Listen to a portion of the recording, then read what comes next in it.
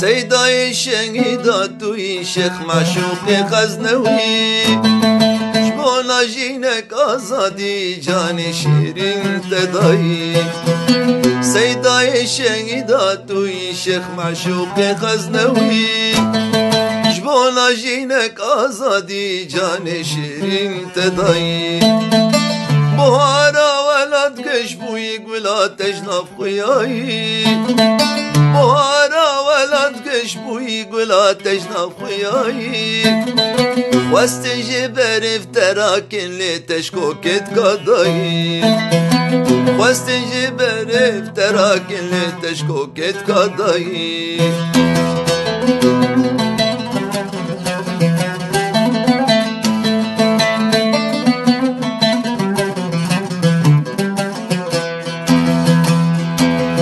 آزادي قلن وخينا شيخ منتو مزقنام آزادي قلن وخينا شيخ منتو مزقنام كينو ترصاد الهدج من كردستان تو ببينا كينو ترصاد الهدج من كردستان تو ببينا سون بقورو جاني بيرو صولاتم بكندون سون بقورو جاني بيرو صولاتم بكندوز پیامات قطنا میره کردستان خاکا پیروز پیامات قطنا میره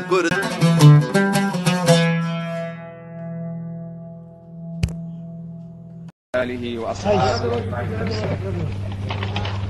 طبعا المسجد ايش قلت لي؟ لنفس هالمسجد يعني؟ إذا ما في داعي للتذكير. ذكرونا في الليلة الماضية ونسينا أن المسجد بحاجة إلى الدعاء. تأكيد هذا المسجد لا يحتاج إلى تنمية لأنه بطبيعة الحال تعلقوا بهذا المسجد وأصبحوا يعتبرون أنفسهم جزءا منه وهو جزءا منه. لذلك أكيد لو خرجت السجادة ما حد منها يفصل. إن شاء الله.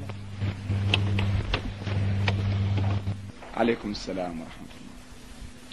مفطرنا الجديد أيها الإخوة، المفطر 13 الغضب.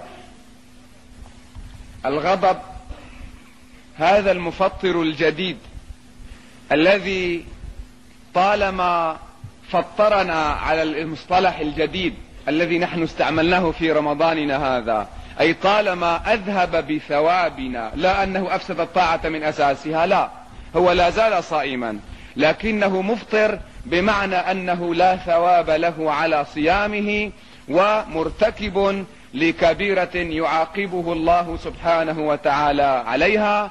ومن جملة ما ذكرناها: من لم يدع قول الزور والعمل به فليس لله حاجة في أن يدع طعامه وشرابه. ومن هذه الكبائر التي يقول الله لك: لست بحاجة إلى طعامك وشرابك إن لم تدعها، الغضب.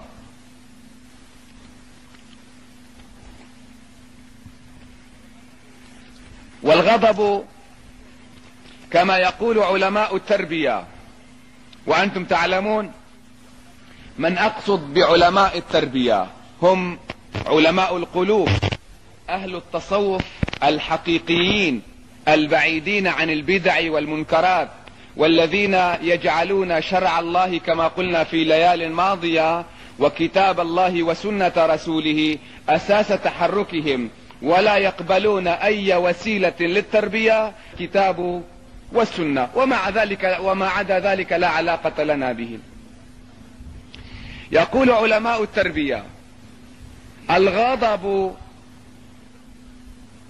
جمرة من نار وشعلة من نار الله التي تطلع على الأفئدة. هذه النار التي تصيب القلوب يوم القيامة فتغير حقائقها. الغضب جذوة بسيطة وشرارة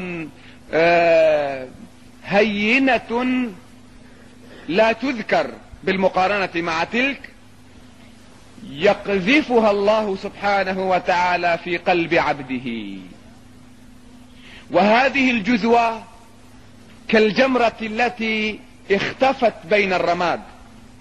في كثير من الحالات لا ترى الجمرة، لكن إذا هبت رياح الكبر والعجب وغير ذلك من الأسباب المهيجة، حينئذ طار الرماد من على الجمرة وأدى إلى احتراق ما حولها.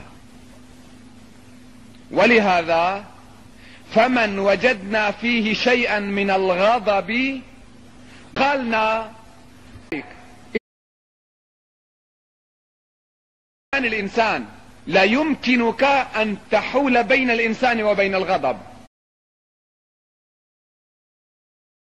وإذا أشار الدين بالتحرك تحرك وغضب، وإذا لم يشر العقل والدين بالتحرك ما تحرك وظل ثابتا مهما طلبت العاطفة والشهوة والكبر والعجب والفخر.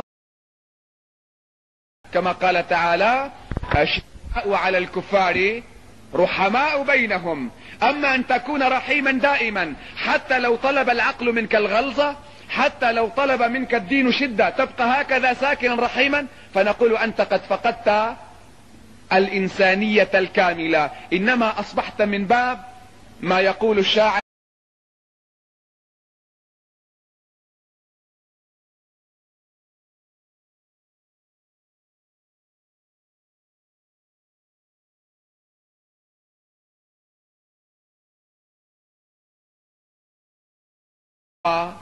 المصارع القوي من هو؟ الذي يصارع الآخرين ويغلبهم. قلنا: الذي لا تصرعه الرجال، الذي يغلب كل الناس ولا يغلب أحد. قال: ليس ذلك، ولكن الذي يملك نفسه عند الغضب. وفي الحديث أيضا: ليس الشديد بالسرعة، إنما الشديد الذي يملك نفسه عند الغضب. الحاصل الأحاديث والآثار والآيات كثيرة، جلسة أكثر من نصف ساعة، إنما يعني للاستغراق في الموضوع أحيانا نتجاوز هذا الحد.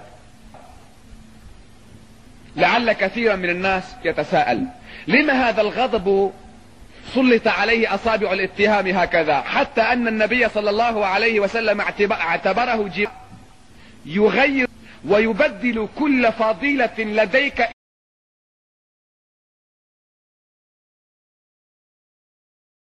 من هذه الصفات لكفى الغضب بشاعة وذما، لو أن لكفاه جرما، ولو أن الغضب لا ينتج منه إلا عدم التحكم في أعصابك وحركتك لكفاه شناعة، ولو أن الغضب لا يترتب عليه إلا تلك الأمراض القلبية التي تفتك بك أولا ثم تفتك بالمجتمع لكفى بالغضب جناية.